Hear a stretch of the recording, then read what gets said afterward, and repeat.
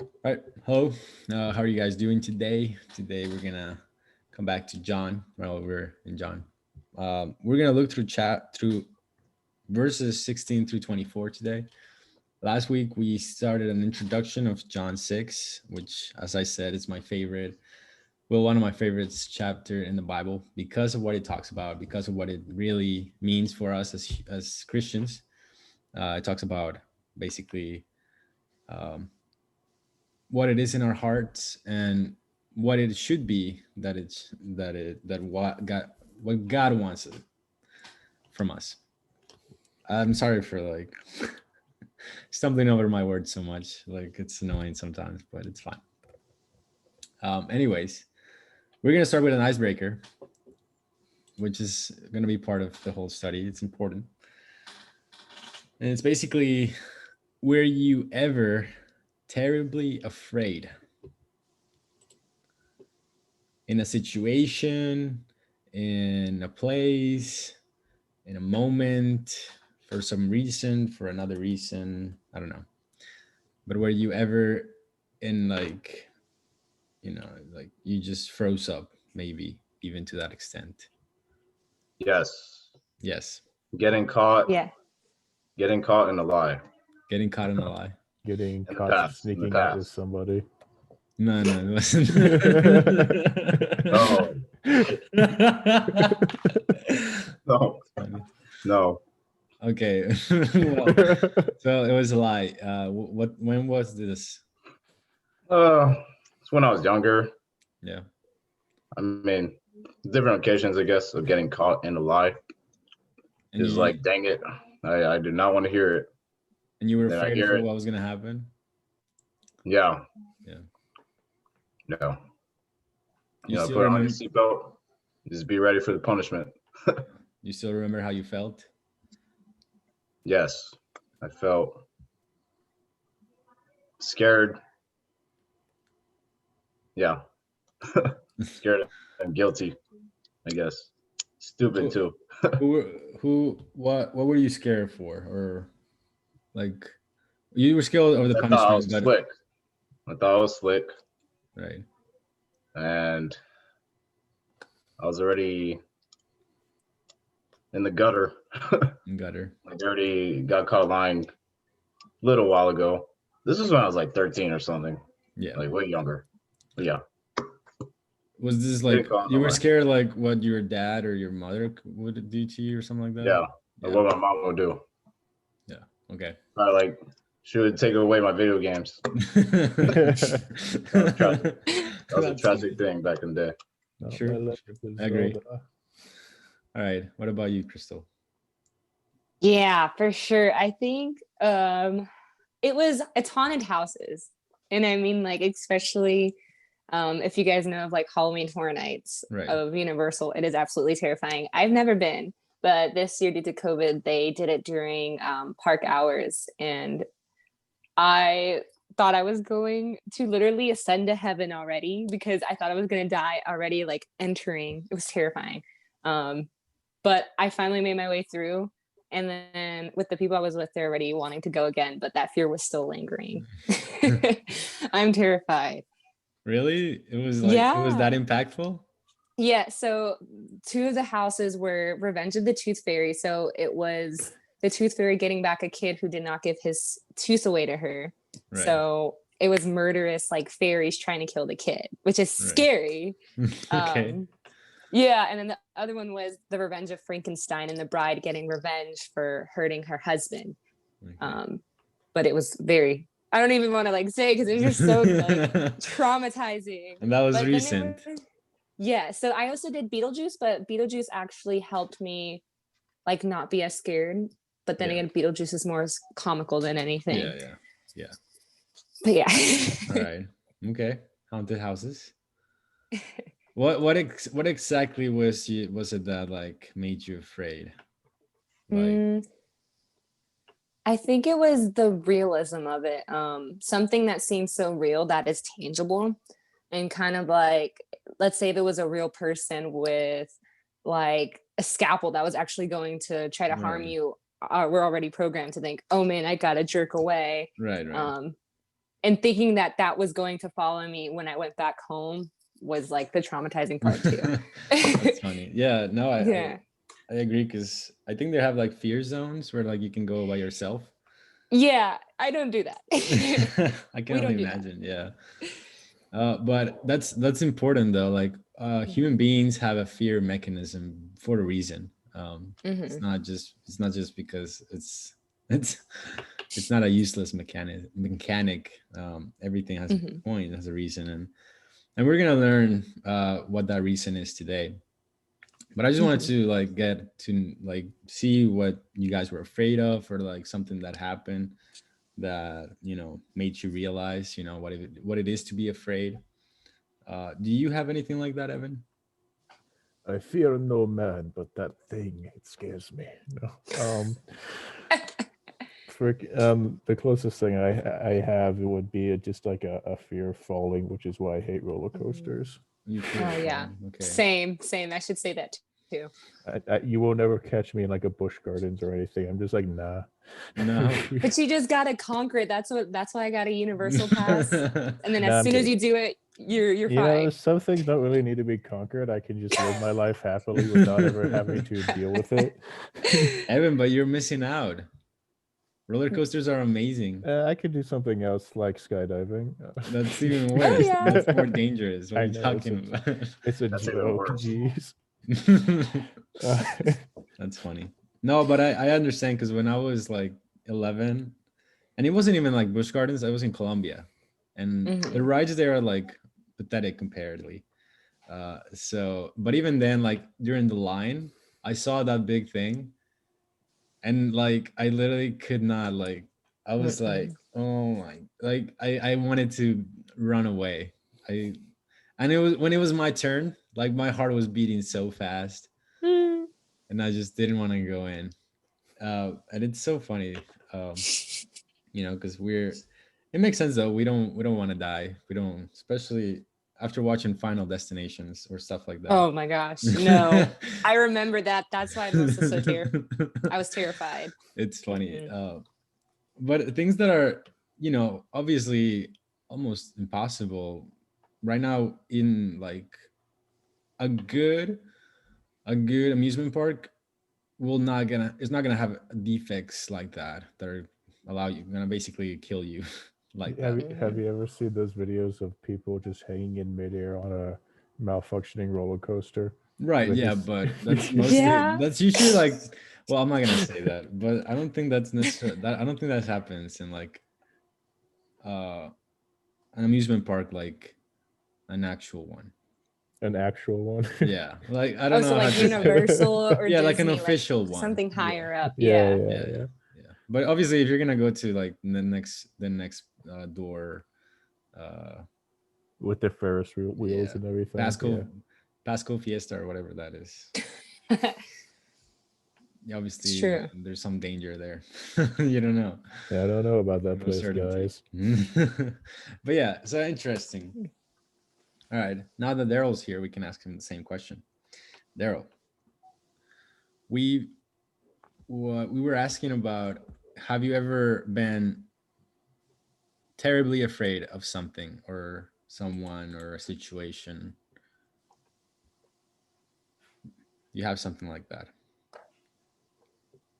Uh, Terrible afraid. Oof. I know I have something. I'm trying to thinking about it. I know I came across it. I think. Oh, it was a dog. A dog? Yes, German Shepherd. A pupper. Hmm. No, no, no. I understand. Because um, was it? It was a big one, right? Yeah, obviously. Yeah, it was a long time ago. The dog started charging at me. Yeah, yeah. No, so when I was a kid, I was kind of ignorant, innocent, and there was this dog just walking by the street, and I decided to go and pick him up. That's a big no right there. Yeah, no, I know. I learned that firsthand. The dog went and bit me in the head. And Wow. yeah, even if I cut all my hair off, there's still the marks of it. Wow. Obviously, bad experience. After that, I became like pretty afraid of dogs. And I remember that like 2 years after, like I was walking to my aunt's house, and there's this dog walking, and this starts running to me. And even though it was like a small dog, it wasn't even like a medium dog or anything like that. I start running, and almost as he's catching up, I turn around and I scream like, ah! It wasn't a Chihuahua. If it's a Chihuahua, you're justified. No, it was a hypoallergenic dog, one of those. Oh, Okay, good. I was wondering. I was like, isn't he allergic to dogs? And it was so funny because I screamed like a girl. It was an embarrassing moment, but I was afraid. I was scared for my life. This dog could kill me. Mhm. I thought. So no, it's understandable. Mhm. But cool. Was this Daryl? Did you form a fear of dogs before that, or No, never No. did. no? I mean, I have I never formed a fear of dogs. It was, the dog was just charging at me, Um it was kind of my first time being around dogs. It was a long time ago. But Yeah. now it's like I have no problem with dogs, but it just that there's some dogs I have to respect. Because my brother used to have a chow chow dogs. Ooh, yeah. Those are And scary. whenever I'm around him, I have to go in the bathroom to hide because he will attack you. Yeah. And he's not like Mhm. it doesn't if you're not the master, he's going to attack you. They look nice and cute and fluffy, but no, they're going to bite you regardless. Yeah. But I never had no fear. There's a lot of things I had a fear before. I'm trying to think about it, but the dog is for some reason the first thing that pops up in my head. Right. Mhm. No, it's reasonable. I saw a video where 3 dogs were mauling a guy that was just Oof. walking by, and that was terrifying. Mhm. But anyways, so through this we've learned a lot of things. We're scared of things like height, like which is animals. ironic, being 6'5". Yeah. I mean, I I'm- think anybody put in a high building looking down. Well, at least I don't know. Myself, I can add myself. I don't know. It'd be funny. It'd be like every day I wake up and I stand up and I scare myself. uh, but there's so many things that a human can form a fear to, or something like that, or something that just scares us, and it's there. Like sometimes we want to fight it, sometimes we want to think that it's not there, but it's there. I personally have a fear of high places. Um I don't mind roller coasters because I know I'm like going high speed, and usually, well, no, there's hasn't been like something uh, a documented official amusement park having any type of crash like that. The worst is just like, oh yeah, I got stuck midair. That's it. Um, but like if I like when I went to Las Vegas or to a place like that, like huge buildings, when I just looking up, I was scared. And when I went up, I was like, I didn't want to go to the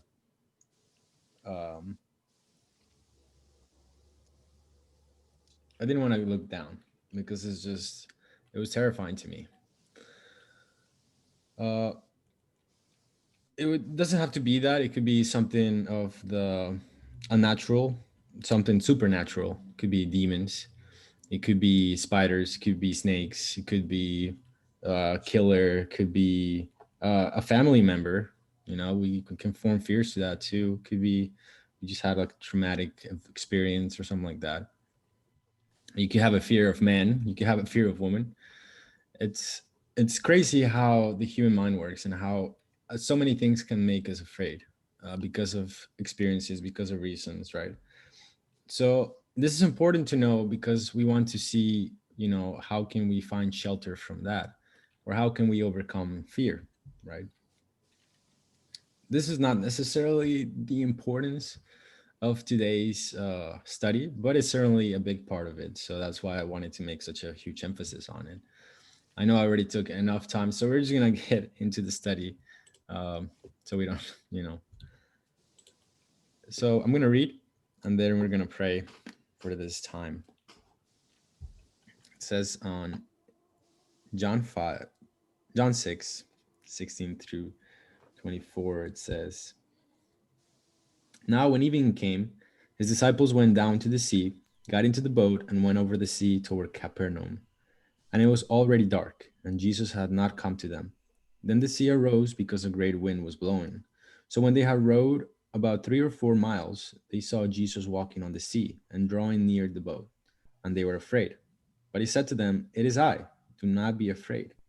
Then they willingly received him into the boat, and immediately the boat was at the land where they were going. On the following day, when the people who were standing on the other side of the sea saw that there was no other boat there except that one which his disciples had entered, and that Jesus had not entered the boat with his disciples, but his disciples had gone away alone.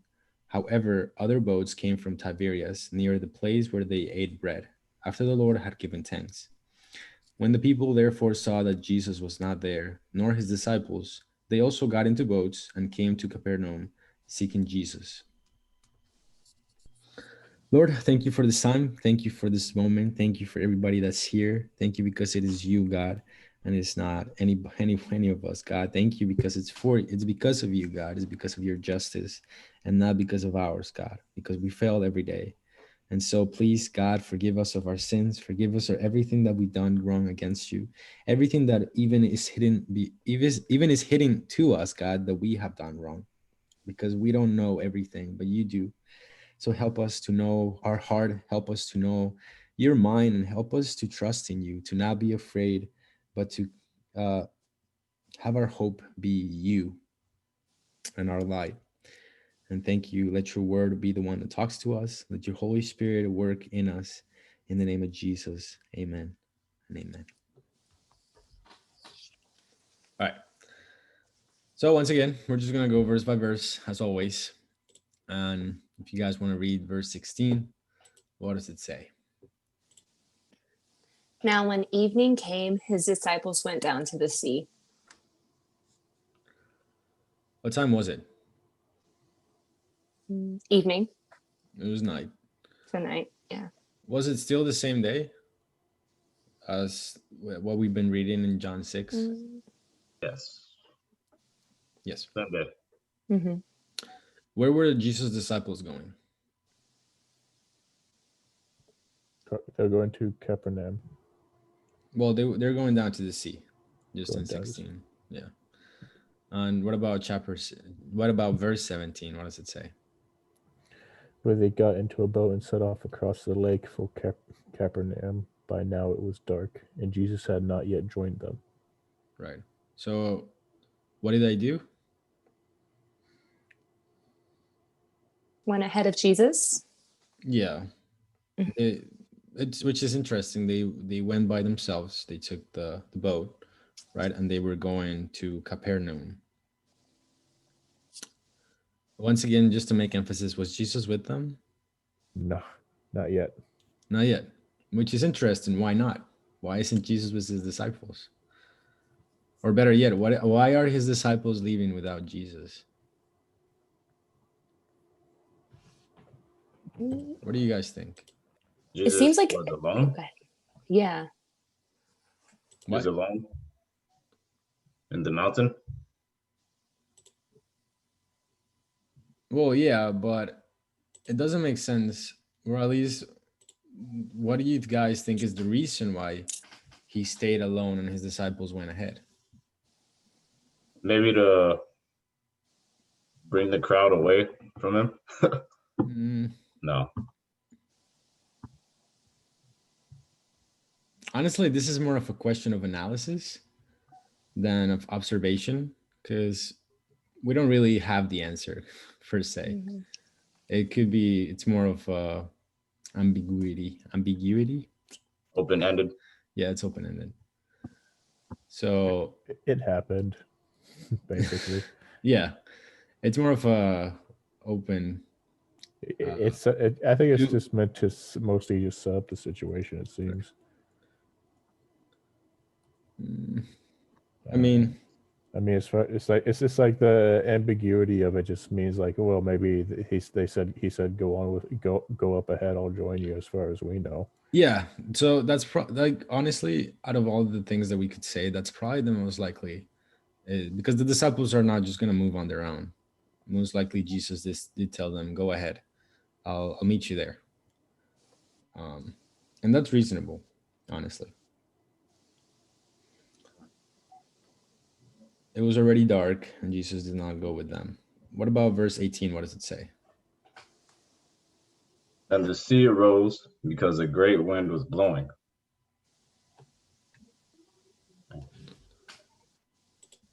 So what happened? A storm. It was a dark and stormy night. Something unexpected happens, right? I'm sure they didn't expect that. What were the consequences of the storm? Capsize the boat. It got rough. Yeah, Sea because arose. because there's a storm, obviously the sea is going to move stronger. tide.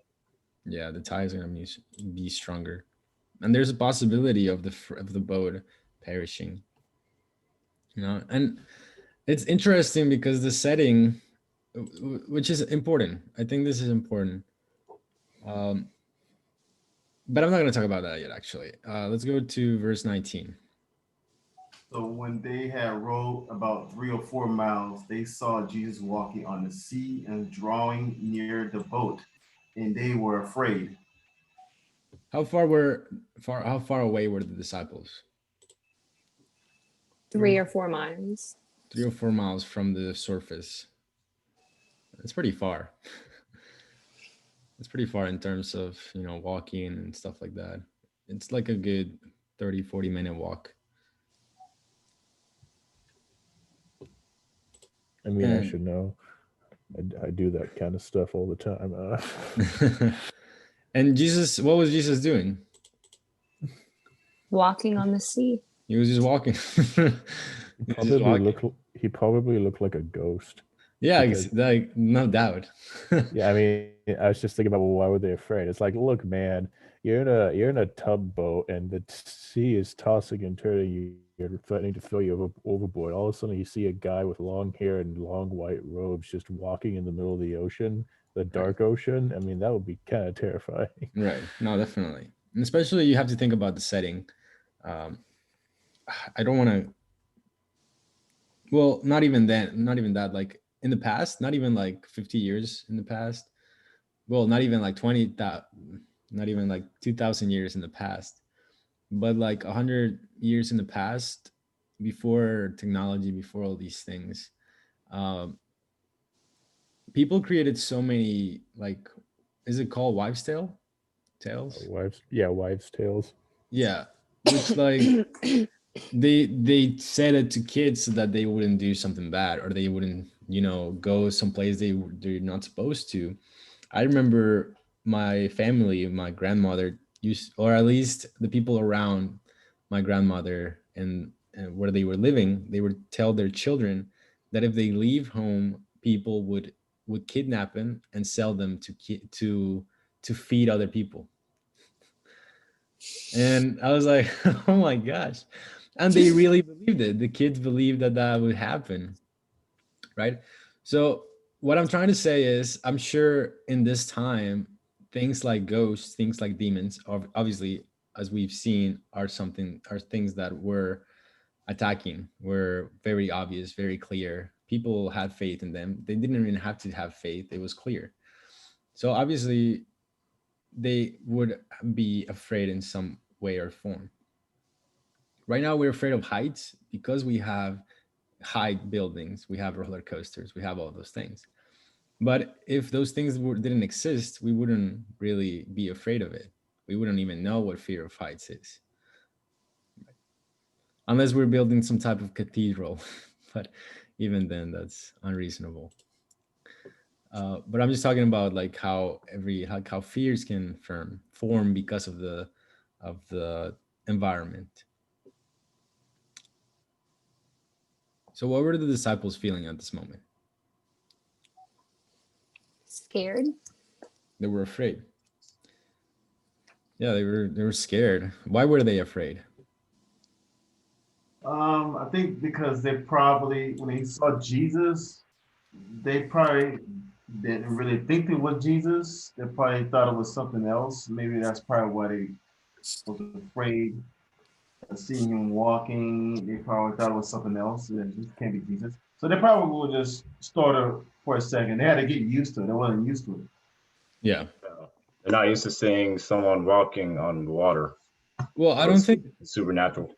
right. I don't think they even thought it was Jesus. I'm sure.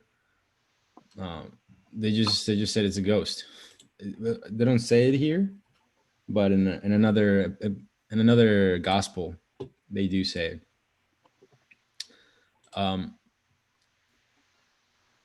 So verse 20, what does it say? But he said to them, "It is I. Do not be afraid." So here's where I'm going to talk about this little, this little story, this little thing that's happening here in John, because it's important, because it's cool, is the fact that what's the setting, right? The setting is a place that's dark, and they're in complete darkness, right? It's the middle of the night. There's a storm going about. There's strong winds. The sea is clashing. The tides are as high as they. No, I mean, it's bad weather conditions. And then there's this eerie feeling when you see a person or something walking on the water. So the whole environment, the whole setting is just it's just like pushing more fear into the disciples. It would be a different thing if it was like morning with bright skies and stuff like that, right? It wouldn't be so eerie. But in this moment, it was complete darkness. There was a reason to be afraid, you know? And obviously, the disciples were going to be afraid. And then what happens when we are afraid, right? What happens when we're afraid? You row faster. You row faster. Okay. I don't think they did that here. Again, they were shocked. They probably didn't want to move. There's been, I mean, I don't know if you guys felt that way, but people, when they get like so afraid of something, they can't move. They just can't move. Mm-hmm. It's impossible. So, I mean, so the thing that happens when you're afraid is that you start questioning or you start seeking security. You start seeking security. You want to feel safe. You're going to do anything you're going to do everything possible to be safe. You want to be safe. So here's where we can use this for today, right? For our lives. I'm not saying today, but like in our present, how is this important? What is this talking about in our present, right? To think about a situation. It doesn't have to be roller coasters. It doesn't have to be haunted houses. It doesn't have to be dogs. It doesn't have to be any of that. It could be a situation in your life that you're afraid of, that you don't want to deal with, that you are completely scared of. And it's important because for you, it feels like it's your whole life. It's something much bigger than any of the other things we talked about, right? And in your situation, it may seem like everything is going against you. Like there's no security, there's no hope, there's nothing to go to, there's nothing to hope in. Like it just feels so hopeless. Like we're gonna die, or or like we're in death, and there's no way to pay this. There's no way to heal this. There's no way to save this. You feel powerless. You feel powerless, yeah, in a situation like that. and you just want security. You want to find security. You want to find hope. You want to find a way out. You want to find that. I don't want to be afraid. I don't want to be scared. I don't want to be in the situation. I want to feel safe. I want to be safe. I need help. I don't want to be here anymore, right? And when you're in that situation, well, that's what basically you're thinking. And in that situation is basically where the disciples are probably feeling, or at least, it's what's happening in this moment. And out of all these things, Jesus comes in the midst of all of that. And he says, do not be afraid. I am here. It is me. Right? And here is where Jesus takes his role. That's his role. Jesus is the security. In Jesus, we find security. In Jesus, there's no longer any fear. There shouldn't be any fear because he is literally God, right? And if Jesus is with us, then why are we afraid of anything? If there's a situation in your life where you just feel like everything is hopeless, there's no point, there's no purpose, I made a mistake, I don't know how to deal with this, I don't know what decision to make, and I don't want to make any decisions because I feel any decision would be the wrong decision. Jesus comes in all of that, and he says, don't worry, I'm here. I can take care of that, right? And sometimes when we read the Bible, we don't see all that. We just see like, oh yeah, information. But we don't actually see the context of what it's talking about. We don't see like the big picture. And that's why we have to like calculate it in a way where we can understand it today. Imagine if tomorrow, somebody, a doctor called you and is like, hey, we tested you or whatever, you have cancer. And it's stage 3 cancer. Or it's like something bad, right? Like that. Are you gonna be afraid? Honestly, I think any one of us would be afraid, regardless of whether we believe in God or not. Because we don't want to die. We don't want to have that situation. And it's not even about dying. Like having cancer can be very complicated, a very tough process for anybody. Right? Or, a family member that you care about died, right? That's something that's scary. That's something difficult, right? And you're going to be afraid, not necessarily because there's something to be afraid there, but because, how are you going to go on life without this person? And it could be someone close to you, right? But all these things can put that feeling in you. And even though that feeling is so big, it seems so big, it seems so impactful, that's when Jesus comes in the midst of it and says, I am here. Don't worry. And there's not ever been such bigger hope than that for any one of us. And the fact that we have somebody like that, the fact that there's someone that's willing to take that place, to have that relationship with us, to care for us, that is so freeing. That is so awesome. Because there's no reason to be afraid. I don't have to be afraid of people. I don't have to be afraid of my situation. I don't have to be afraid of so many things. There's so many things that we can be afraid of. Right?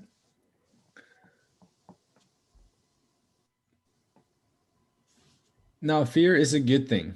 It's not a bad thing. I don't want you guys to think it's a bad thing because it's not.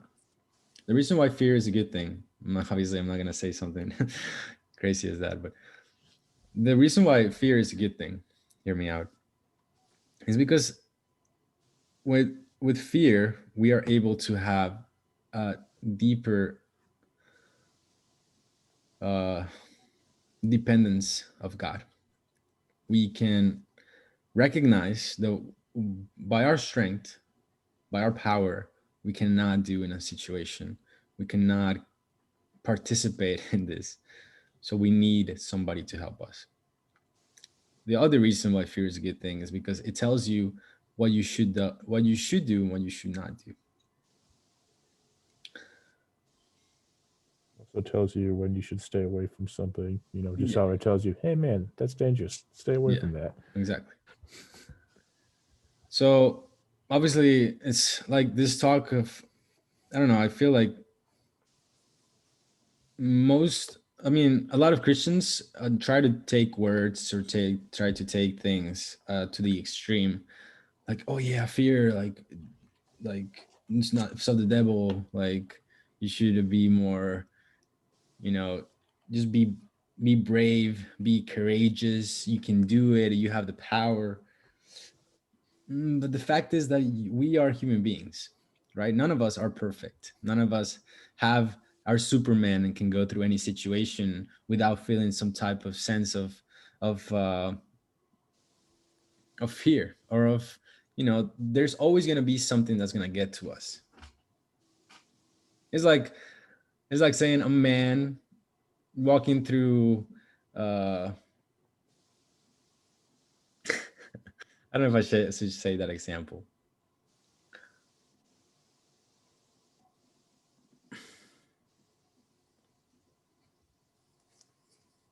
Yeah, I'm not gonna say that example. Let's say you have a weakness, right? Or I don't know. I'm just gonna say the example. It doesn't matter. Like if a man has a problem with women, not like in the sense of like he hates them, but like he has he doesn't have the ability to control himself. If he goes to one of those places, what do they call? Strip clubs or stuff like that. Is the man gonna just like, oh yeah, I don't have any problems. There's no issue here. No, he's probably gonna be like, yeah, no, there's an issue. Like there's something I'm feeling and it's not good. So every person has something. And you can expect everybody to go through a problem and be like, oh yeah, I'm fine. There's no issue here. No, but none of us are perfect. Even the Pharisees, with all their rules and regulations, they couldn't be perfect because in some, there's always something that we fail in.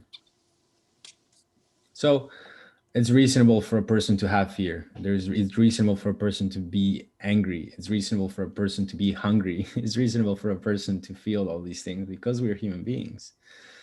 However, what's not reasonable is to fall in those things. It's not reasonable to live in fear.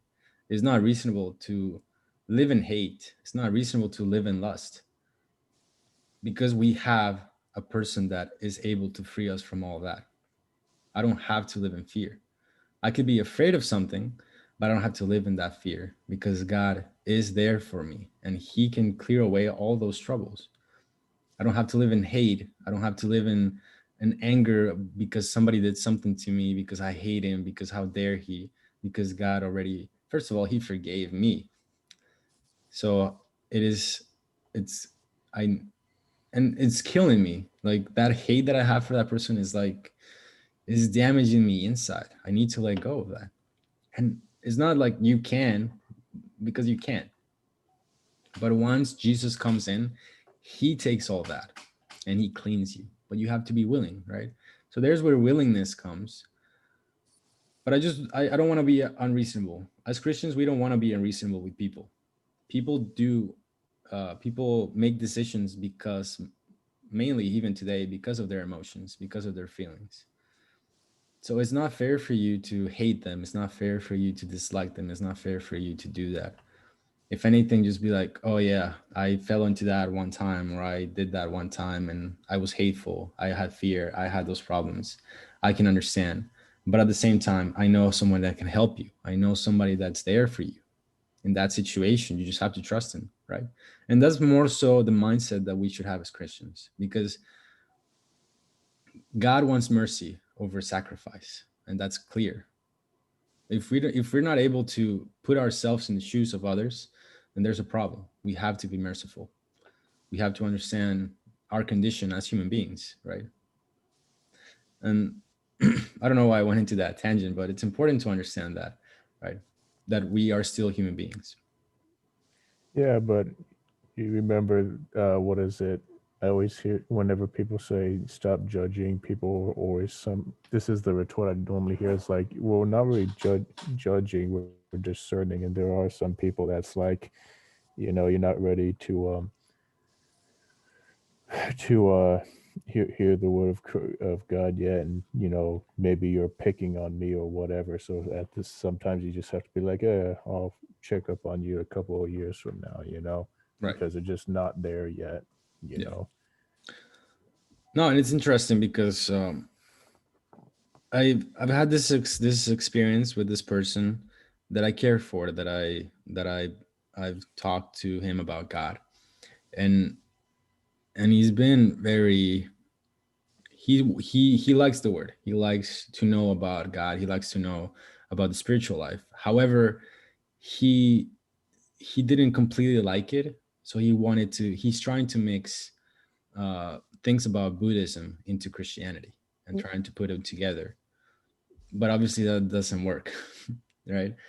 Because God is one, and Mhm. we are Christians. We are followers of Christ. That is our all. That is our everything. We cannot add something to the word, as well as we cannot take anything out. However, I'm not going to talk to him in a demeaning or condescending way, because what he thinks that is right for him, it is right. And even though it's not right for me, I'm not going to do it in a way where he's not going to like it. But rather, I'm going to tell him, I'm going to talk to him in a way that, he's not going to feel less than me. But I can show him, okay, you say you're a Christian, right? Have you read the book of John? Have you seen, what Jesus said? And it's so cool because if you just talk about Jesus, if you talk about what he says, you don't have to sound like a prick. You don't have to sound like anything like that. If you're really a Christian, cool, okay, let's look at Jesus. What did he say? I'll take you to John 11, take you to John, actually I think it's John 14. And I love it so much because when you try to add other things to Christianity, it's not going to work. Because in John 14, he says something so impactful, so exclusive, very divisive. But it says, I am the way, the truth, and the life. No one comes to the Father except through me. Right. And this is such an exclusive, it's so exclusive. Because here he's saying, literally, only I have the answer. Only I am the truth. Nobody will come to the Father. No one will have eternal life if it's not through me. And you know how impactful that is for anybody? It's super impactful. Right. And now I'm no longer trying to be a Christian anymore. I'm no longer trying to be a mean or anything. I'm just saying, okay, if you're a Christian, but you're trying to add other things to our belief, then what does Christ say? What does Jesus say?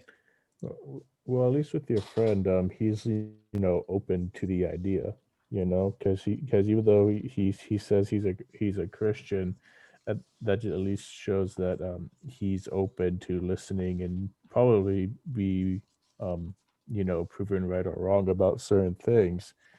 But there are definitely some people who will just sort of like say, if you just mention the word Christian, God, or whatever, they just kind of like walk away. It's like, okay, see you later. Well, that's why, as sad as this, the word is not for everybody. If everybody was meant to be saved, well, not even meant. If everybody wanted to be saved, then everybody would listen to God. Um, but that's why, What that is it? What is it? The Bible says it's a straight and narrow path.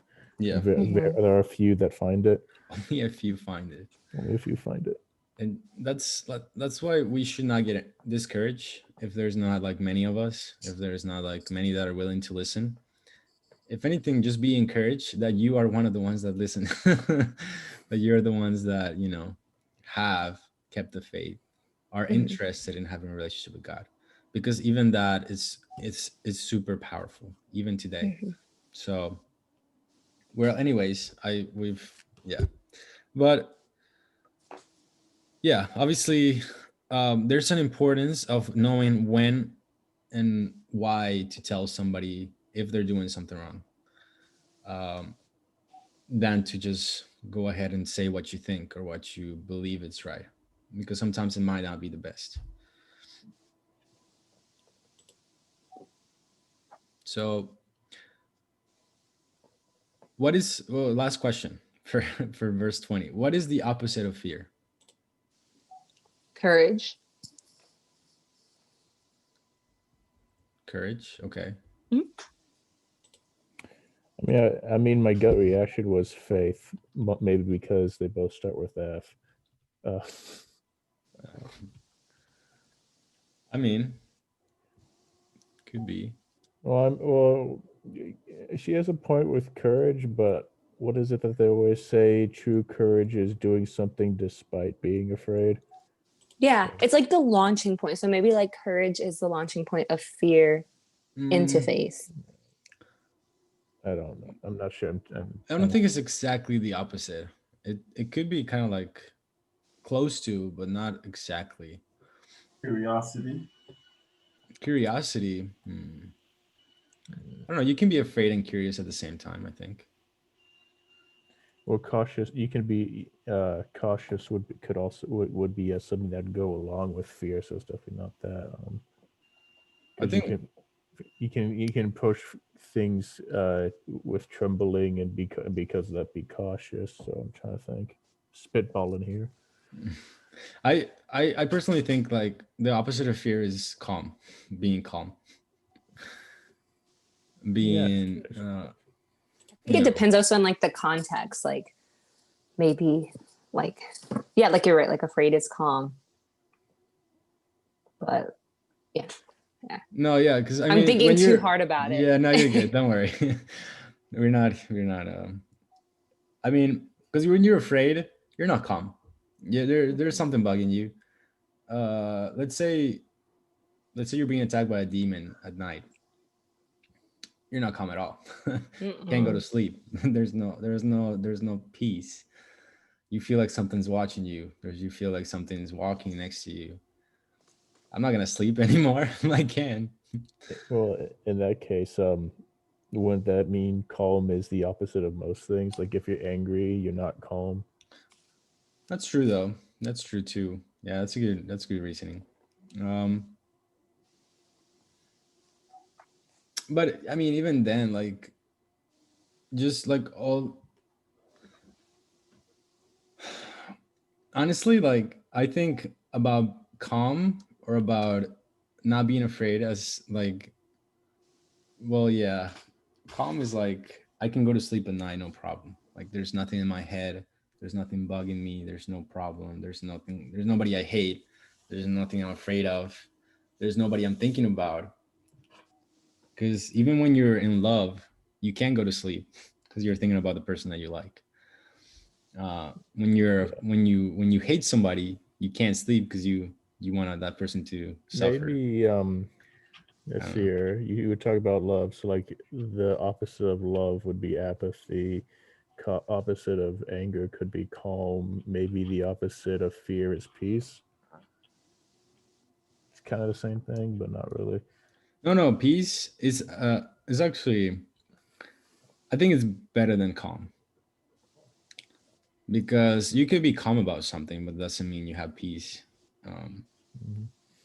I think peace is definitely a good opposite of fear. Because in peace,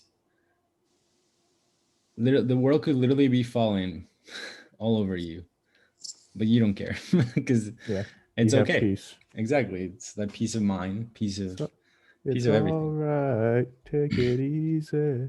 Yeah, exactly. Well, I'm saying this because that's what Jesus brings to our lives. That's what Jesus brought here. Peace. Um, how do we know this? Let's read verse 21. What does it say? Then they were willing to take him into the boat, and immediately the boat reached the shore where they were heading. So when they heard that he was Jesus, what did they do? They were willing to go on. They willingly took him, gladly. Pretty sure that should be. When you're willing, I think you do something gladly. I could just be paraphrasing. I'm probably am. It's But being afraid would take away your will, and so when you're glad, then you'd be willing to do something. So, I wouldn't say happiness is the opposite of being afraid, but I don't know. No, I don't think. That just sounds weird to me. Yeah. But I mean, the important thing here is whatever situation you could be in that brings you fear, that brings you all these emotions that you could feel because of the situation that's been happening, the things that are happening in your life. When you have Jesus, you have peace, and nobody can take that away from you. Really, I mean, really, the only person that can take that away from you is you yourself. But otherwise, when you have trust in God, when you have trust in Jesus, there's nothing that can take away that peace. And God's peace is not like the world's peace. It's not. And there's a verse about that. I'm not sure. I don't remember where exactly, but uh, God, God's peace is not the world's peace, and it's so much better. It's incredible, honestly. Like the moments that I've felt the peace of God is like one of the best moment. Like they're the best moments of my life because I feel His presence, I feel His love. I don't feel any feelings of necessity of anything. I don't feel hate. I don't feel lust. I don't feel anger.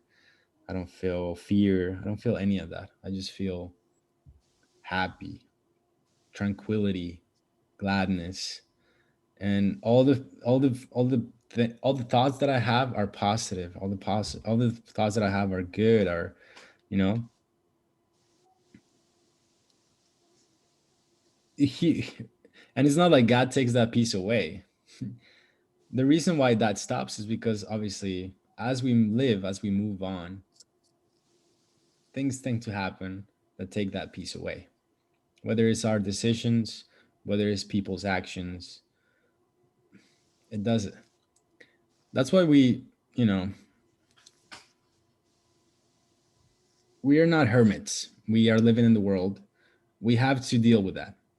Um, we're not in a cave out there in the mountains trying to be saints and pure and away from the world because that's not our purpose. That's not, especially not what Jesus told us to do. If anything, Jesus told us, go there, dirty your hands, go and talk to people, even if you don't like them, because the purpose is to tell people about Jesus, that He saves. It's not for us to be somewhere isolated and trying to be pure and although obviously we want to be as righteous as we can be, to an extent we're gonna get our hands dirty because this work is it's a difficult work. But that's the thing, God is there with you, and that's what gives us our peace. That's what gives our happiness. God is with us. That we shouldn't be afraid. We should trust in Him, right? Obviously it might be easy for me to say right now because maybe something bad's not happening to me right now, and that's even then, like, God is there. God is there. You shouldn't be afraid. Don't worry, right? So what happened after they received them? They got to where they were meant to go. Yep. They got into their destination. Everything was good. And that's always the like that's how life is for us. For it's so interesting. We stress about something. We just like we don't understand it. We have a bad time. But the moment Jesus comes into that situation, it's like, wow, I'm so dumb. The Like, moment why you, was I stressing about this? the Why was I? moment, Mm-hmm. the moment you let go and let God. It's so cool, and it's so cool. I think it's so cool. Like, thank you, thank you for dealing with us. Thank you for being there with us. Thank you for having so much patience patience that we don't deserve. To this day, I still don't understand how people can live without God. Like I can't. When I was 16, before I was saved again, my world was falling apart. I had an existential crisis, and it was bad.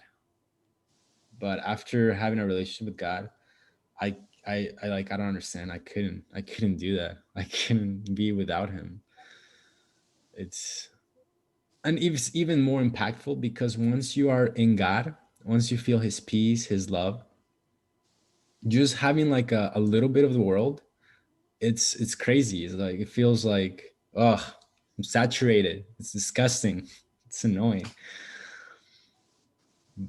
But that's why we keep, this relationship is it's so good. It's honestly not fair for God, I think. But I hate it when you said you get a little piece of the world and I'll say like I hate it. I'm like I'm already there. I'm just like every time I have to deal with like whatever commercial, whatever pops up on my screen, I'm just like, just leave me alone. I don't care about your product. That thing looks disgusting. yeah, could be taken like that too. I could get specific, but that's not for this stream. You're good. All right, verse 22. And here's where we get to the actual study. Here's where we get to the part that I think is maybe more important than what we talked about. Not saying that it wasn't important, but we're setting up for oh yeah. So we're not gonna meet until January 7th again. That'll be the next time we meet, I believe. Yeah. So that's like 3 weeks from now, isn't it? yeah. Yeah. Jeez. Because we have Christmas Eve and then we have New Year's Eve. So No, you just need a break from us. no. Especially No, me, I make too many jokes. I would keep doing it, but I don't know how you guys schedule is and stuff like that. So we'll just let it be like that. But yeah, so this part we're gonna set up for what we're gonna see in January 7th. And it's from here on, like the chapter picks up and it's super crazy, it's super good. I love it. But right now, like this is what I want to talk about. It's so good. Um so verse 22, what does it say? The next day, the crowd that had stayed on the opposite shore of the lake realized that only one boat had been there, and that Jesus had not entered it with his disciples, but that they had gone away alone. All right, so what happened the next day? Well, I guess I don't want you to repeat it. It's fine. Okay. No, you're good. So basically, the people are like looking at the sea. There's no boat. Looking at see if there's Jesus somewhere. Jesus is not there. But then they're like, wait, but Jesus didn't go with the disciples. So what does that mean? What's going on here? How the heck did he get there? Yeah, What there's happened? how did he leave? Right? He Where used did he go? sorcery. Yeah. So they're like confused. What does verse 23 say? However, other boats came from Tiberias near the place where they ate bread after the Lord had given thanks. Right. So what was happening in the place where Jesus was?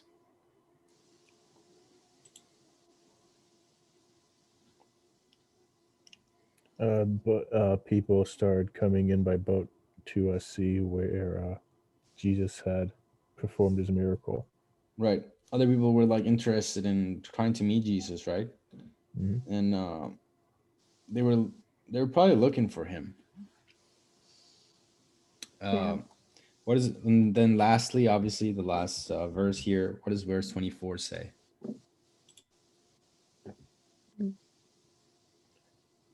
When the people therefore saw that Jesus was not there, nor his disciples, they also got into boats and came to Capernaum, seeking Jesus. So what did the people find? They didn't find anything. They didn't find anything. How did they and so how did they? Oh, that's a weird question. Oh, what did they do? What did the people do after that? They kept searching. They kept searching. What were they looking for? Jesus. They were looking for Jesus. Jesus. Why were they looking for Jesus? Miracles. The miracle worker. He's becoming more famous than John. Yeah, definitely. Mhm. But that's really the big question here. And that's I love it so much. John 6 is all about this. Why are they looking for Jesus? Because he's a miracle worker. He can make my life be better. And I don't have to do anything. I just have to sit there and listen. Or at least that's what they were thinking, right? They were looking for someone to rule over them, it sounds like. Not even. Not even. Just like we have a It's like ruler. yeah. We could have a ruler that has the ability to give us free food, has the ability to make us live without having to work ourselves. He's literally the miracle worker. And he can heal us and he can cast out demons. What can this guy what can this man not do? Right? So this is important because here we see so this is the setting that we're setting up for the next study. The people are looking for Jesus because they want to talk to him. They want to make him king. They want him to give them everything that he's been giving them so far. And just have a great life. And so obviously these people are coming to Jesus with the wrong expectations. With the wrong expectations. They're hoping for something that's not there. Something that he actually did not promise. To an extent. And this is important because the way that this is all going to build up to, it's going to make it so worthwhile for us as the audience of this story. It makes it so worthwhile how it's going to pay off. Obviously, we already know the intentions both of Jesus and of the people that are following them, and that's really it. Like, so the question is, why are you seeking Jesus, right? As in a more personal light, in a more personal question, why are you specifically seeking Jesus? What is it that you have in your heart? You don't have to tell me, right? It's just a question that I would personally pray about and ask God, what is there in my heart? What is there within me? What is the reason that I'm looking at you for? Do I care about a spiritual life? Do I care about an after? Or is it just something that I want to in this moment, in this time? Is it like money? Is it fame? Is it woman? Is it man? Is it house? Is it car? I don't know. Or is this just like, do I want to have all the benefits that you have that you can give without doing anything? And that's the main question we want to ask throughout this chapter. It's like, what is there in my heart? I want to know what is in my heart. I want to know how Santiago thinks. I want to know how Jose thinks. I want to know how Crystal thinks. I want to know how Evan thinks. I want to know how Daryl thinks. What is the main priority in me, right? I personally, for a fact, ever since I was in school, my main priority was first to die, and second, women. Those were the two things that I was looking for in my life. Jeez. Crazy, right? Crazy. But that's what it is. And God has helped me know myself throughout the years, even more so. Wait a minute. Does that mean you really like goth girls? No. That's a bad joke. No. No, but it's cool though. And then it wasn't just that. Then and eventually it became pride. And then eventually it became comfort, and all of these things started to pop out of my heart that I didn't even know I had. Things that, wow, I really am that ugly, huh? Oops. God, please help me with that. Like, it's crazy. It's not gonna be pretty though. The moment that he starts showing you everything that is in your heart, one by one, you're not gonna like that. You want to hide that. You don't. But that's the problem. That's the thing. You're gonna have to want to fight it. You want. I mean, you want to have to see it because God wants to show you because He wants to have a better relationship with you. The thing about God is that He loves intimacy, and the intimacy between Him and you has to be perfect. It has to be beautiful. It has to be wonderful. And for a relationship to be intimate, for a relationship to work, both people have to be very honest with each other. They have to be very open with each other. And that's probably the hardest things for a relationship is to be, open. Nowadays, it's difficult for a man to say "I love you" to to a girl because you don't know if the girl's gonna stick around or is gonna be creeped out, right? I mean, it flows both ways, but No, no, yeah. no. Yeah, for a girl, He's for a right. I girl, was about to say that, but I was like, for let a me be girl, it's quiet. gonna be difficult for her to say, I want a commitment because maybe the guy doesn't want commitment or anything like that. Yeah. So it obviously works both ways, but I'm just saying in the sense of to have intimacy, both of the parties have to be honest with each other. And so obviously God is always going to be honest. There's no doubt about that. So who's the one that's lacking behind? It's going to be us. Mhm. But it's not necessarily because we don't want to be honest with him. It's because sometimes we just really don't know what to be honest with. We don't know what's wrong. And that's why we're trying to find out. And that's why God is there to help us to find out. And although it may hurt, it might not be, a moment that's nice. It is going to benefit your spiritual life. It's 100% going to benefit your spiritual life. So just ask him, what's in my heart, and help me to really seek you for what I should be seeking you. You know. I mean, as my dad pointed out, Christianity is one of, from what, pretty sure read a lot of religions, but from what he said, it is one of the few religions that say that you can have a personal relationship with your God, and you can interact on a personal basis with each other. Yeah. And like I can agree with that, especially when I looked at some of the Greek and Romans gods, where they're just basically, oh, I'm angry today, so you get smited. Okay, thanks. Yeah, no. Now, if anything, God is way too nice because if anything, have this. Don't be afraid. Don't be afraid to tell him everything about you. Don't be afraid. God, right now, I just want to make women my God. Right now I want to make money my God. Right now, I'm just feeling like that's the thing that I'm looking for, and I don't know why, but it is. And I'm sorry, but please help me. Right? Whatever it is that you're dealing with, or whatever it is that you want right now. I want to have sex with so many women, or I want to have so many Okay. relationships. Right?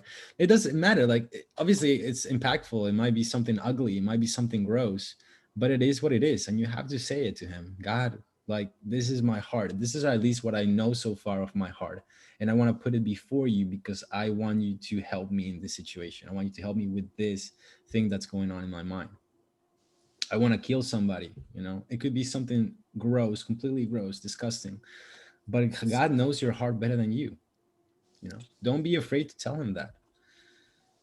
It's necessary. It's part of the equation. It's part of the problem, right? It's part of the thing.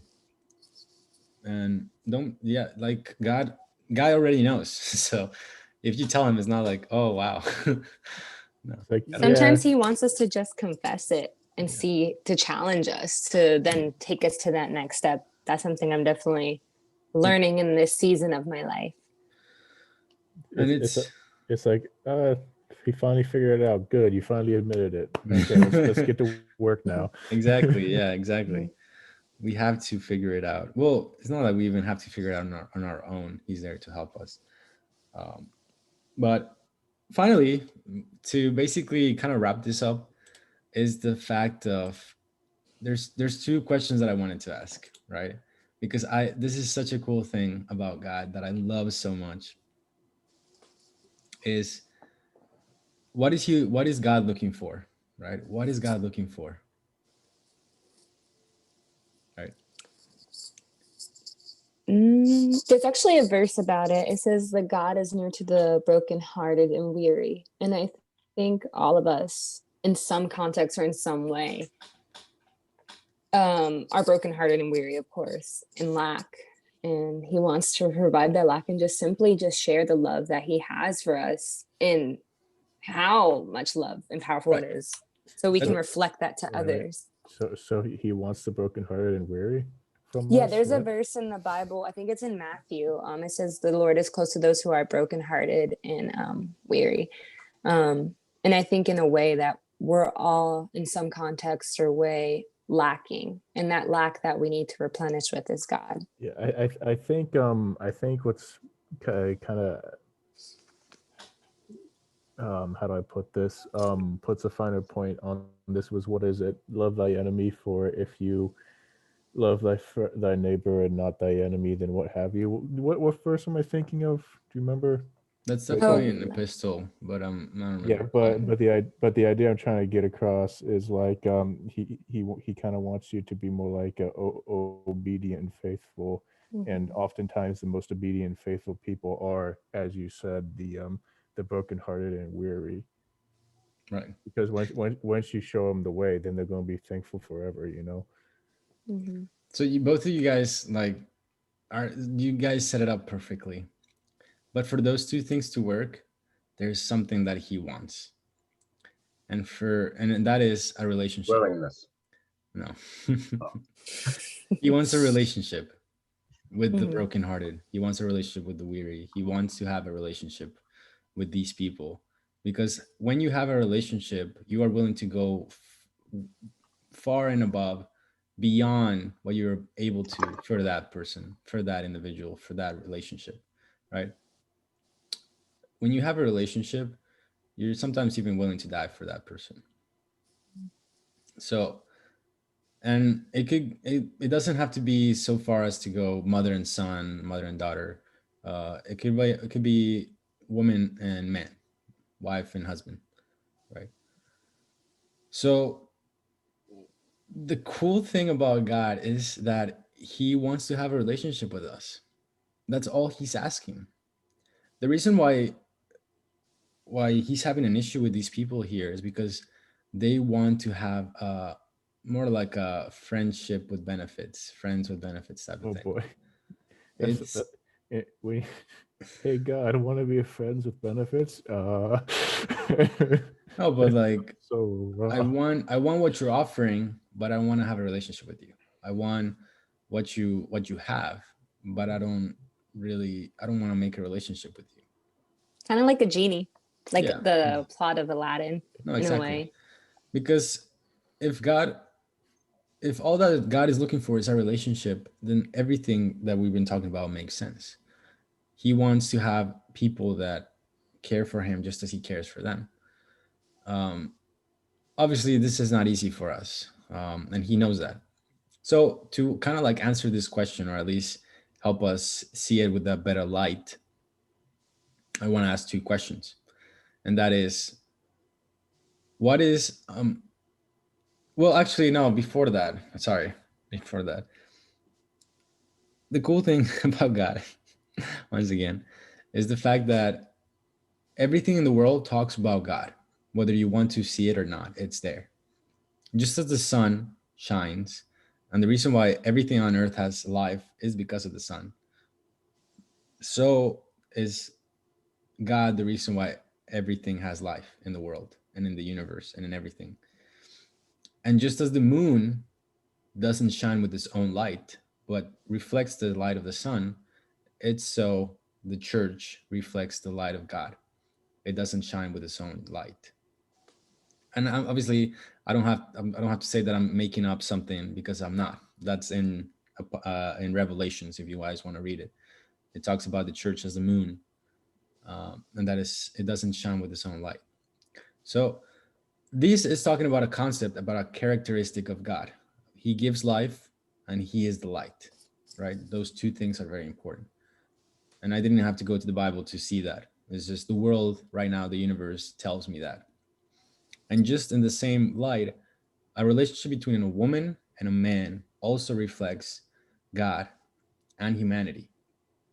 And that's so cool, because if I see the relationship that God has with humanity and that humanity has with God, I can understand how the relationship between man and a woman works and how it's supposed to be. What is a man looking for in a woman?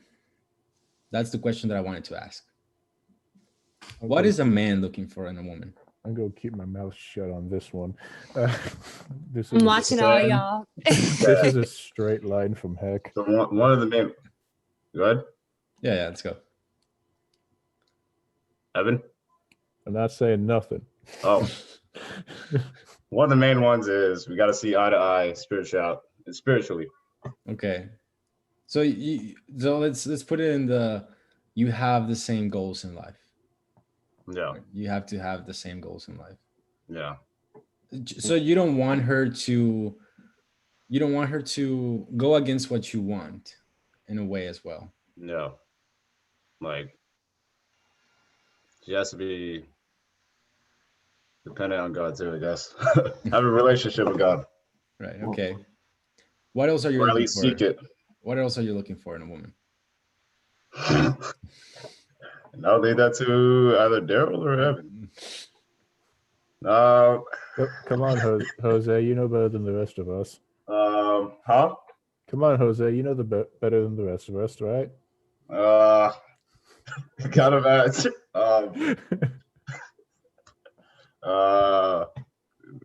you gotta be ambitious. You gotta be ambitious. Vicious. That's funny. So You gotta be attracted to her. You All gotta right. be attracted to her. Some way, somehow. There you go. We're human. We're human. Yeah. No. And it's not even about being human necessarily, but the fact is, I personally, as a man, what I'm looking for in a wife is that she's good looking, that it's hard to say it, but it's like the fact. Like it's I have to have like complete certainty that I like this person, that uh that she's for the most part as innocent as I am, right? So in that sense, like kind of a pure type of thing.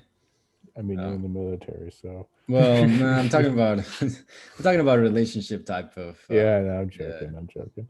But You even want then, trust, like I'm right? looking basically for a woman that I'm never gonna be bored of, never gonna be tired of, a person that is I'm always gonna want to be with, right? Because especially this relationship type of thing, this thing between a woman and a man is gonna be forever, if that's how it's supposed to be, right? So if that's the case, then I want a person that I want to be with the rest of my life. And that's the thing, that's the one thing that I've asked God the most, is I want a person that I want to be with the rest of my life and that I don't change her for anything, right? And really, the thing about man is when they find everything that they want in a woman, they will do anything for this woman. At least that's for me. If I find a woman that has everything that I'm looking for, I will do everything for this woman, because that's the woman that I want. That's the woman that I looked for. That's the woman that I've seeked for, right? And so, in the same sense, um, men are not gonna. I'm not gonna question myself. Do I really want this person? Is this really okay? No. The second I see everything, I'm gonna go for it, and that's what I want. And that's the cool thing, because men are not gonna. Men are usually not the type that are very emotional. They're more self-centered. They're more Egotistical. well, I'm about to say, because I've seen some women that can be pretty egotistical too. no, yeah. But I mean so more in the light of how is God with humanity, right? Obviously, we're talking about the perfect man. None of the men here or anywhere are perfect. But the perfect picture of a man would be a man that is willing to lay down his life for his woman, a person that's willing to lower himself for his woman, a person that's willing to die to his ego for his woman, a person that is the man of the house, is the head of the house, not because he rules over the woman, but because he serves her. That is the reason why a man is the head of the house, because Puts his woman's needs first. he has to serve, just as Jesus served the church. We are supposed to serve the woman, right? That we have, right? The woman that we love, and that is the perfect man. That is what a perfect man would do in that situation, and that is how God is with humanity. He laid himself for us. He, even though being God, he lowered himself to a man, died for us, cared for us, served us, right? That, and so now that I understand what it is to be a perfect man, I understand what it is that I should be doing as a man to have a woman, to seek for a woman, to have a relationship with a woman, right? And that's cool, because now that I see how God is, I can see myself in how I should be, or at least how I should ask God to be for that woman, right? Now that we already talked about men, right? Um, we have to talk about women. What are women looking for in a man? Hi, Crystal. Everyone's looks at me. Okay, I have a really good point here. Right. I think it comes down to guys always, men per se, always talk about wanting a Proverbs 31 wife. Mhm. Well, I think it's important that men should start first with themselves before they call out women and be a Proverbs 1 through 30 chapters. What's man. Proverbs 31? The Proverbs 31 women, I mean, I can look it up real quick. It's like, Evan. Look, I told you this a long time ago. I know a lot, but I'm not well versed. Evan, no, like it's that's okay. Are you even looking for a girl, Evan? I think it's very important for you to like, it's a really good starting point to read. Yeah, Proverbs So 31 is pretty good. there's like, okay, I know it's really long, so I'd rather like just like kind of summarize it. It's like verse. Remember, Santiago, you may not always know what you want, but you definitely know what you don't want. Yeah. Now, the chapter itself of Proverbs is literally chapter 1 through 31, and the last like chapter is about a woman, but 1 through 30 is about man. But long story short, in 31, it's just kind of talking that a wife who is noble, who tends to their family, and who is selfless, and just every work she does it for God, and you can see it through her works. Right. But I think for men, especially, like Santiago said, it's like someone who leads, because sometimes the pendulum will always, sometimes you'll feel weak and you need someone to help you, make you strong, whether that's through faith, day-to-day like task and stuff. So like, you know what I'm saying? Like, it's not always 100. Sometimes there's 150, stuff like that. So would this be an appropriate summary, I suppose? It's what people always say, they want a supportive wife, but then people get on your case about, freaking, I don't know, cooking in the kitchen or something. You need someone to support you as you're out doing whatever in the world so that your house can still function. Exactly. Yeah, and family should function too, because I feel it's like a triangle. God is the top and your spouse is on the other and you're on the other. If you're just meeting in that bottom part, middle, and you're forgetting God, there's not going to be equilibrium. But if you're both going towards God, there will be equilibrium in that meeting there, and like healthy relationship per se. Well, yeah. I mean, I understand like the fact that a man shouldn't look for a perfect woman if he's not a perfect man. That's reasonable, obviously. But per se, just you, like, what are you looking for in a man outside of that? I think. Come on, well, guys, here, don't be shy. I think per se is just having someone who's honest and vulnerable, who's willing to show their soft side and not just try to be macho all the time. Like, I think it's important to talk about feelings and needs being met. Who is someone to pray with and actually have like Bible studies with and converse, and like someone who's a best friend in a way, but also can be that significant other and spouse that you need. What else? Guys, you got me on the spot.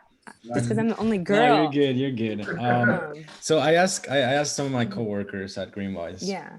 and she said that she wants honesty, as you say, and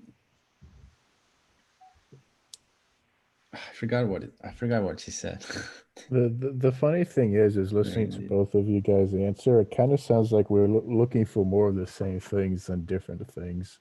Because No, but there's a traditional well, for what I think about a traditional woman, a woman and a man usually, at least if we look at it in the biblical sense, is looking for protection, for somebody to be able to hold her, be able to help her, be able to have patience. So patience, protection, dependence, all these things she wants in a man. She wants a man that's strong and strong, grounded. That's the question. That's the Yeah. A man that's grounded, a man that has confidence, a man that's willing to lay down the wall so that she can see his vulnerable side.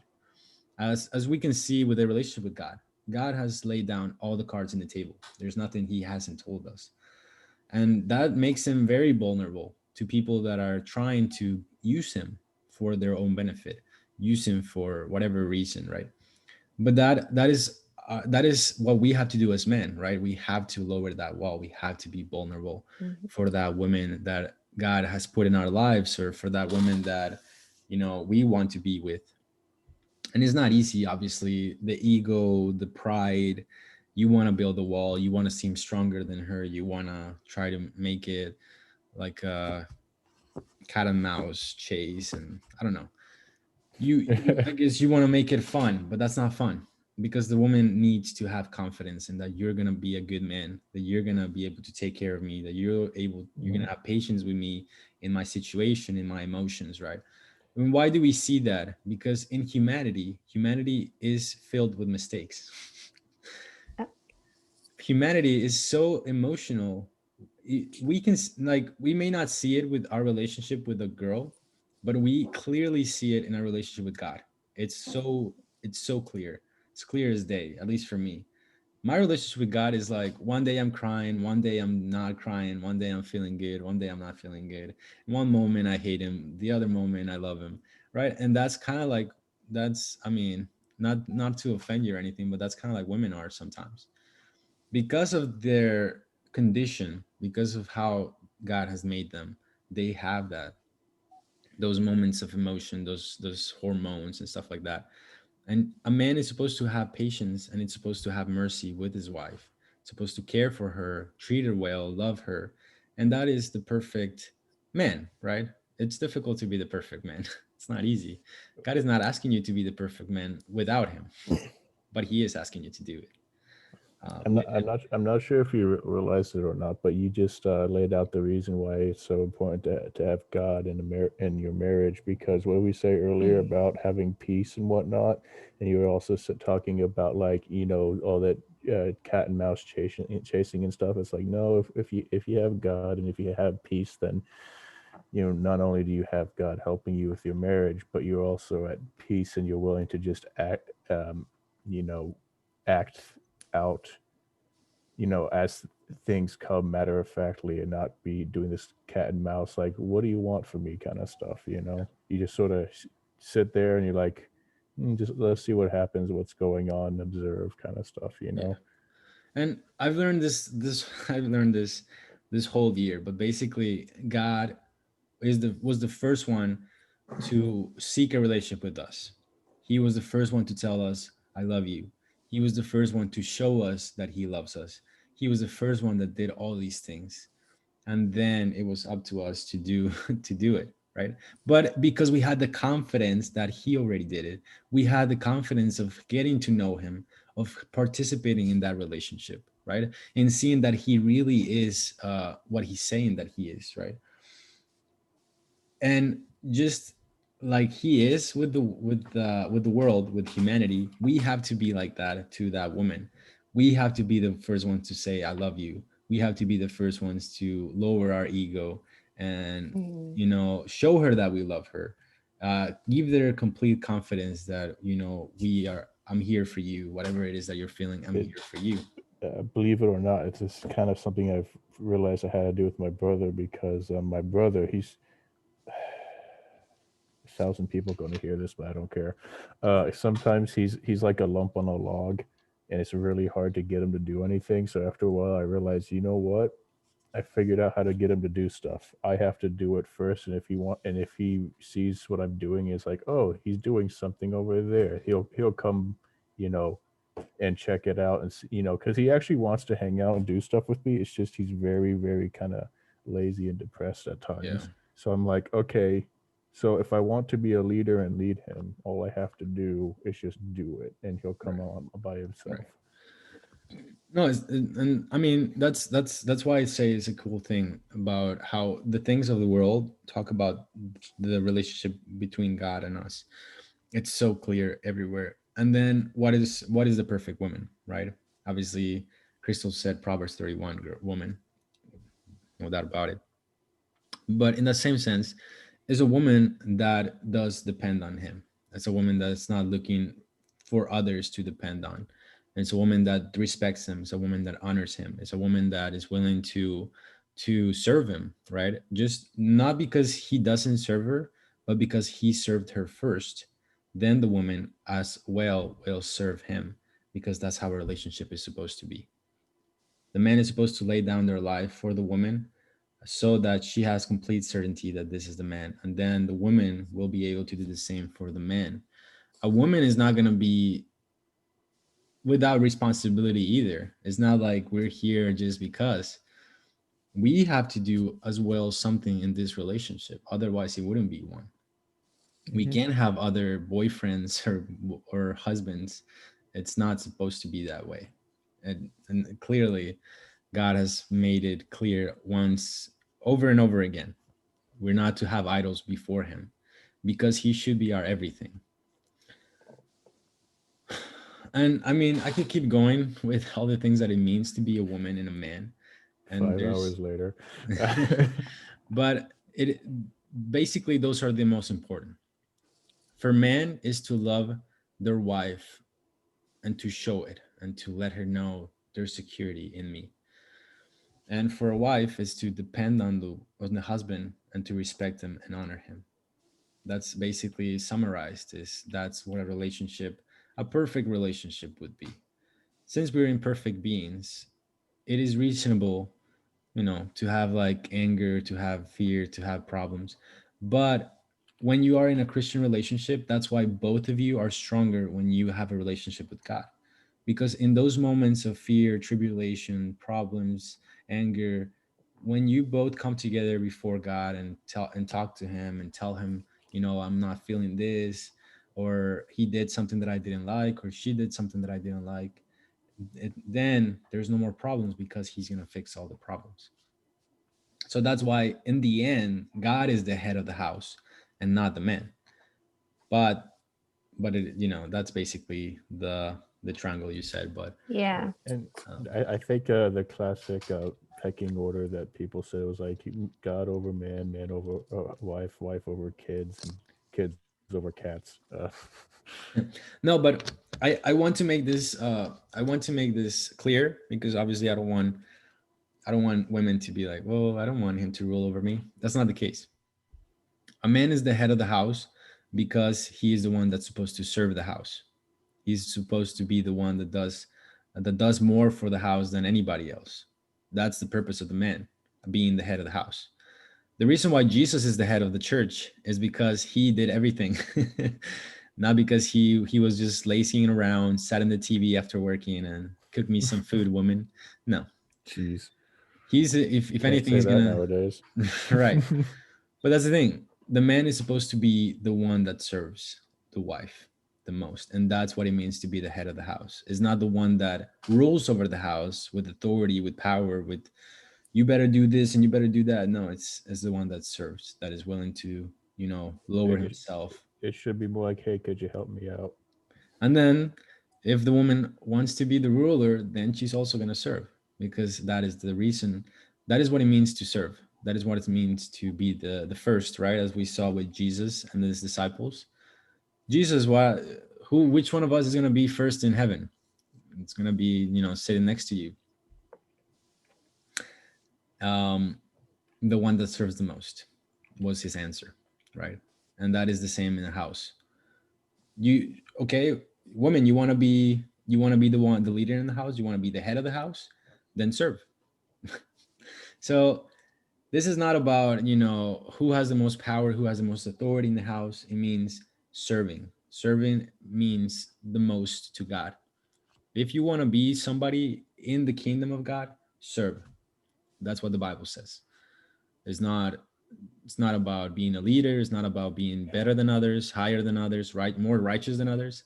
It's about serving. And here we're serving God and we're serving the church. That's our hope.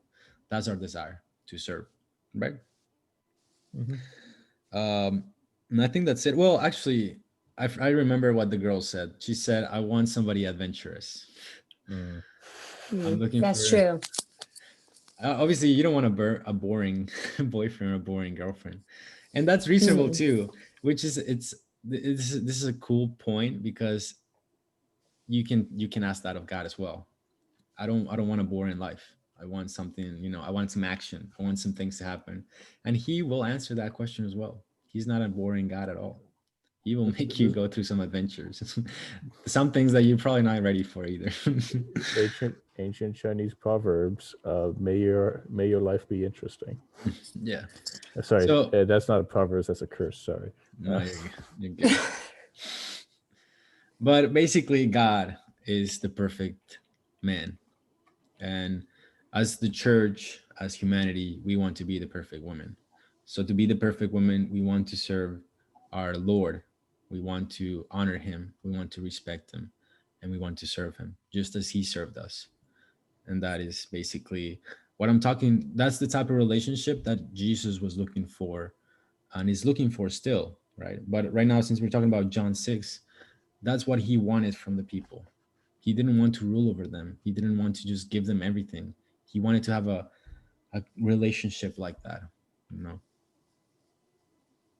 where he did everything for them. He does want to do everything for them, but then he also wants them to respect him, to love him, and to serve him, right? And we're going to learn that in January 7th.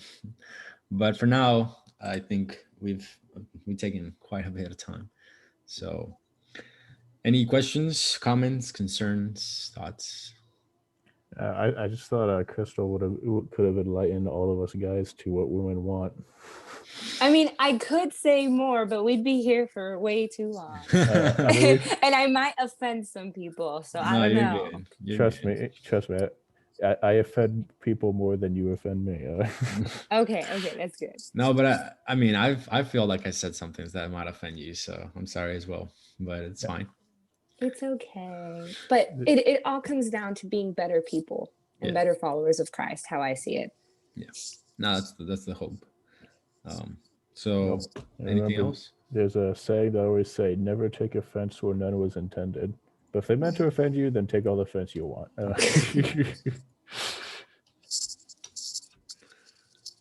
All right. Well, cool. So that's it, right? All right. Lord, thank you for this time. Thank you for this wonderful time. Thank you for your word, God, because your word really is the best. Because without it, we couldn't go on, God. This life is difficult, but it's easy with you, God. So help us to trust in you. And even in those moments of sadness, of fear, of hate, that we may put all our emotions before you, God, so that you may take it away, so that you may help us be at peace, not like the peace of the world, but the peace that you offer, God. And help us, please. And thank you, because you've been patient with us, because you had mercy with us, and because you still have, and you still will. And help us to honor you, to respect you. Help us to be the wife that you want us to be. And thank you, because you're the husband that you are, God. And help us to really accept you as our head, as the head of the church, as the one that leads us to everything that we should do. And and help us in the relationships that we will have, and not even just between the woman and the man, but also in with our kids, with our child if we have some, or with our friends, with our brothers, with our sisters, with our parents. Let everything be for good, God, but especially for that relationship that you have for us, that between the woman and the man, to be able to make us for the man that we need to be, or the woman that we need to be, uh, and that everything will glorify you, will be done for the benefit of the kingdom of heaven, God, because that's really our hope. It's eternal life, is the things that are to come, and we want to keep on honoring you and respecting you. And thank you so much for everything, Lord. Our Father in hold on, I forgot.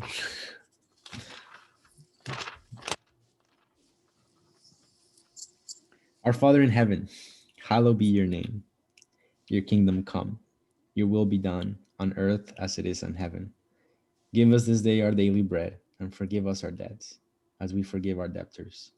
And do not lead us into temptation, but deliver us from the evil one. For yours is the kingdom, and the power, and the glory forever. Amen. All right, guys. Thank you for coming.